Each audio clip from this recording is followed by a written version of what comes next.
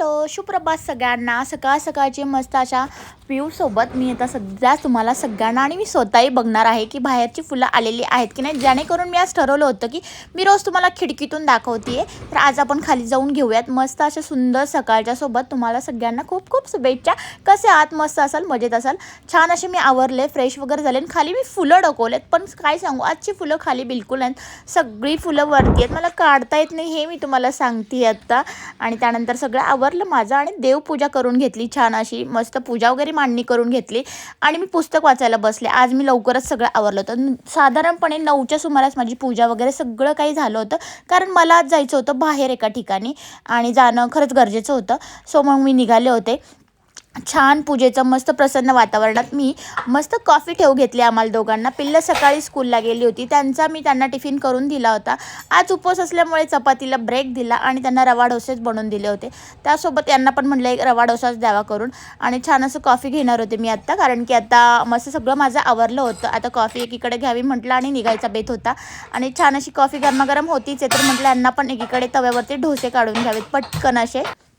सकाळी सकाळी छान असं सगळी कामे आवरलीत ना, जरा छान पण वाटतं, फ्रेश वाटतं. मस्त असे कपडे वगैरे सगळं काही माझ्यात झालं होतं आणि बराच वेळ माझ्याकडे होता आज तसं म्हटलं तर.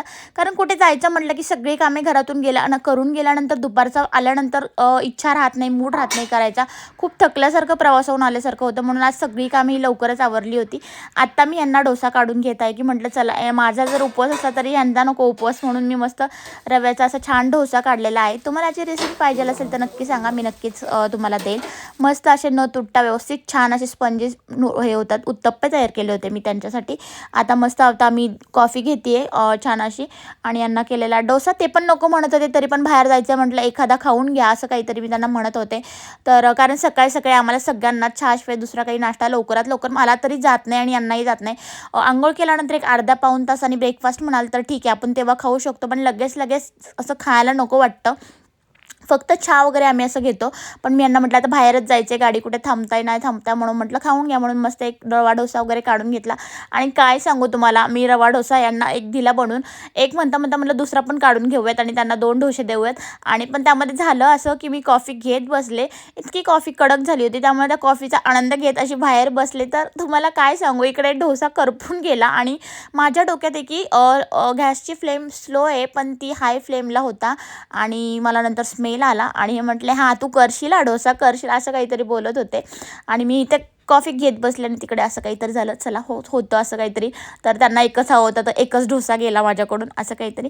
चला, तर आता माझी कॉफी वगैरे घेऊन झाली, आता आम्ही निघतोय बाहेर जाण्यासाठी.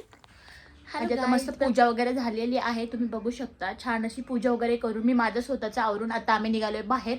आणि आता मी एक प्रँक करणार आहेत. यांनी मागितले होते माझ्याकडे सॉक्स, आणि आता मी त्यांना वेगवेगळे सॉक्स देणार आहे. बघूत आहे ओळखतात का, की वेगळा सॉक्स दिलाय का, किती लक्ष असतं त्यांचं बघू दे, तुम्हाला दाखवते मी. बघा कंटिन्यू. Let start. मी आता हे बघा, हे 3 सॉक्स चालवले आहेत. एक ब्ल्यू आहे आणि 2 असे ग्रे कलरचे आहेत. आता बघूयात किती लक्ष आहे त्यांचं. फार बारीक लक्ष असतं, मी तुम्हाला दाखवते. बघा प्रत्येक गोष्टीत असं वाटतं त्यांचं लक्ष नाही, पण एकदम बारीक लक्ष आहे. आता कंटिन्यू करा तुम्ही, मी दाखवते. तर सॉक्स देते ते दाखवायला घालते. धरा, बसायचं घालते ना पहिला हातात, तर धरा कराय घाला. गाडी ते चाल ना. हा धरा. तर तिने एक आईचा एक बाबा काढलाय, तो बदलून आण. कधी कळलं तुम्हाला? हे तर आले हातात बघितलं आपल्याला. आता घेऊन गेले होते का नाही?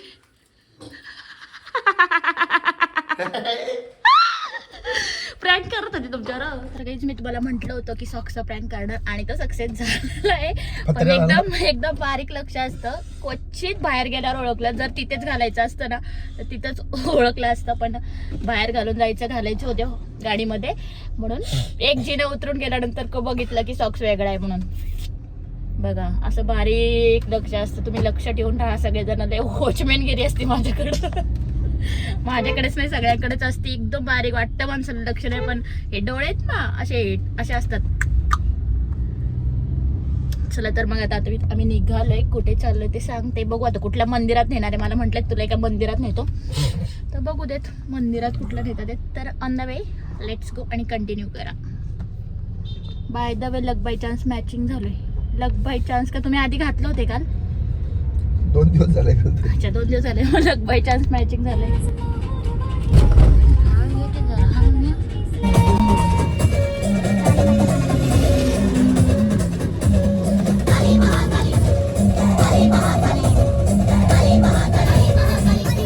गाईज फायनली बल्लाळेश्वर मंदिरामध्ये आम्ही आलेलो आहोत.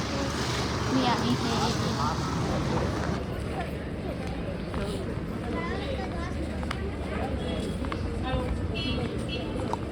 इकडनं पापड वगैरे घेतले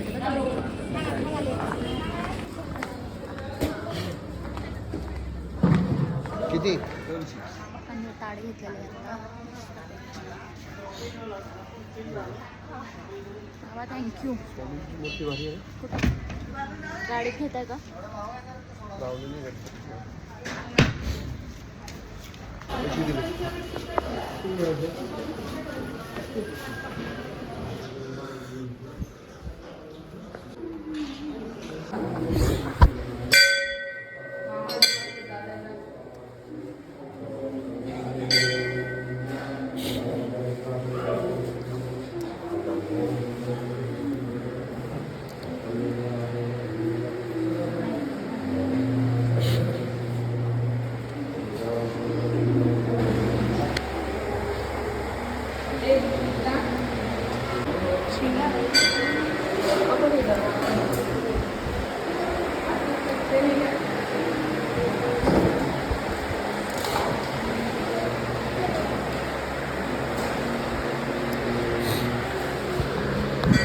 आता इतर बघाल तर बल्लाळेश्वर मंदिर पालीचं तुम्ही कोणी गेलं असेल माहीत नाही. मी पहिल्यांदाच गेले होते आणि यांनी मला नेलं होतं आज.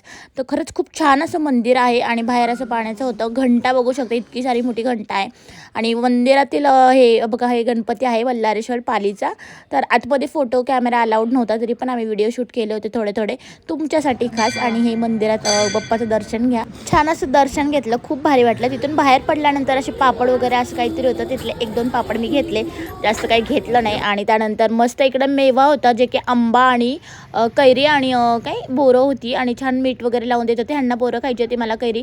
असं करून आम्ही मेवा घेतला आणि खूप दिवसानंतर असं काहीतरी दिसलं आणि छान वाटलं. मग ते घेतलं आम्ही आणि घरी तिथून निघालो ऑन द वे टू घरी.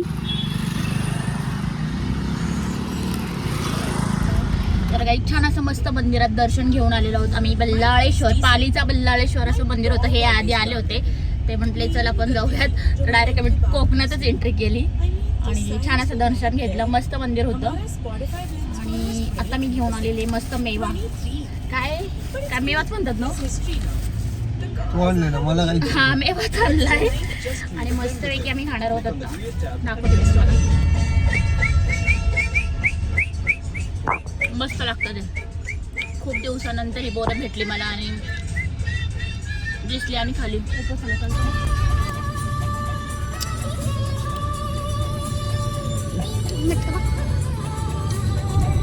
तर गाईच आता ऑन द वे घरी चाललोय आणि घरी जायला आता किती वाजतात काय सांगता येत नाही. पिल्लू तर घरी आला असेल, आलाय म्हणजे, आणि त्याला सांगितलं आम्ही की इकडे इकडे थांब म्हणून. सो किती वेळ लागेल? 1 तास लागेल ना आपल्याला अजून?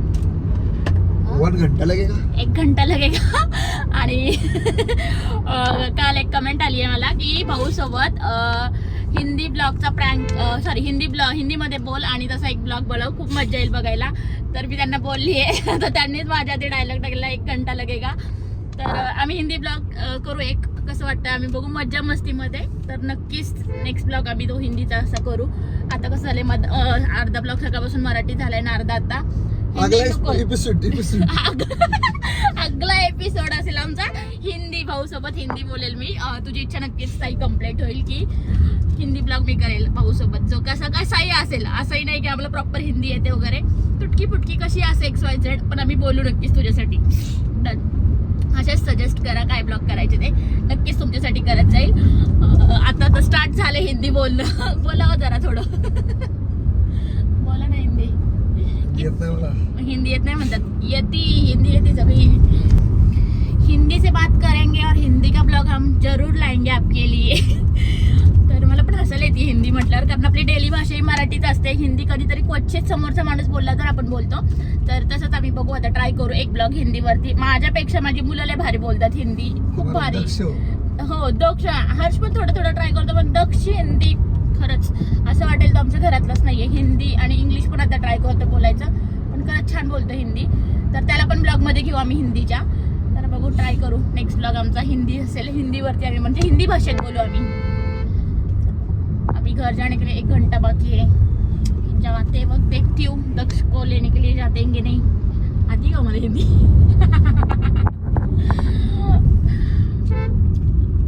छान असं दर्शन बल्लाळेश्वर मंदिर पालीचं झालेलं आहे आमचं. आणि आलो होतं 2 कामांसाठी, दोन्ही छान कामं झाली. म्हणजे ज्या कामासाठी आलो ते पण केलं, आणि नंतर तिथून मंदिर जवळपासच होतं. मग फ्रेश वगैरे होऊन मंदिरात गेलो, मस्त वाटलं. आता झाले घरी. आज आहे गुरुवार, सकाळीच पूजा केली, तुम्हाला दाखवलंय मी.